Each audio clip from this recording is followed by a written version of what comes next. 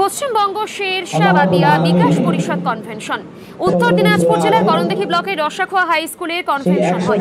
এদিনের এই কনভেনশন থেকে রসাখোয়া অঞ্চল কমিটি ঘোষণা সহ বিভিন্ন দাবি নিয়ে আলোচনা করা হয়।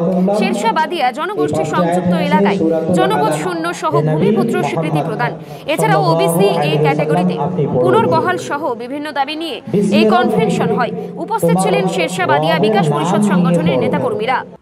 বিষয় নিয়ে আপনাদের এই প্রোগ্রাম আজকে আমাদের পশ্চিমবঙ্গ শেরশাবাদিয়া বিকাশ পরিষদ রসাখোয়া 1-2 ইউনিট যে ছিল সেটা একটা সাধারণ কনভেনশন ছিল আর কমিটির পুনর্গঠন ছিল।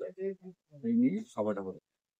এই সভা থেকে আমরা এটি বার্তা দিতে চাইছি আমাদের যেটা মৌলিক দাবি শুরু থেকে আর কি 2019 সাল থেকে, যে আমাদের শেরশাবাদিয়া উন্নয়নের জন্য অন্যান্য জনজাতির মতন আমাদের একটি স্বতন্ত্র ডেভেলপমেন্ট বোর্ড, উন্নয়ন বোর্ড গঠন করতে হচ্ছে।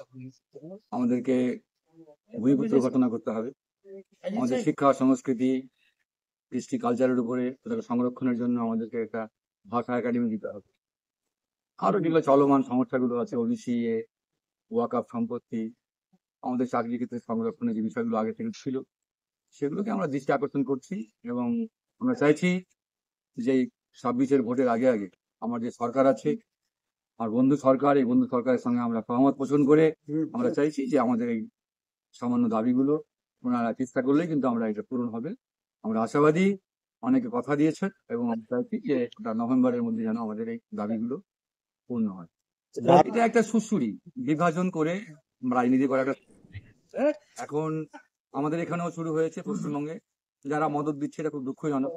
সরকার এটাকে ইচ্ছা করলে প্রতিহত করতে পারে, কেননা আমরা এখানকার যে ভূমিপুত্র এটা আমাদের কাছে দলিল রয়েছে। আমরা প্রয়োজনে সেই দলিলটাকে পেশ করব। মানুষ বিভ্রান্ত ছড়াচ্ছে এগুলো বিভিন্ন ভাবে এবং একটা রাজনৈতিক দল আছে যারা অদৃশ্য ভাবে আমাদেরকে বিভাজন করে ভোটের বৈতরণী পার করার চেষ্টা করছে এবং সেটাকে আমরা নেগলেক্ট করছি। আমরা এটাকে কিছু মনেই করি না, করতে থাক, আমরা আমাদের কাছে ঠিক আছে।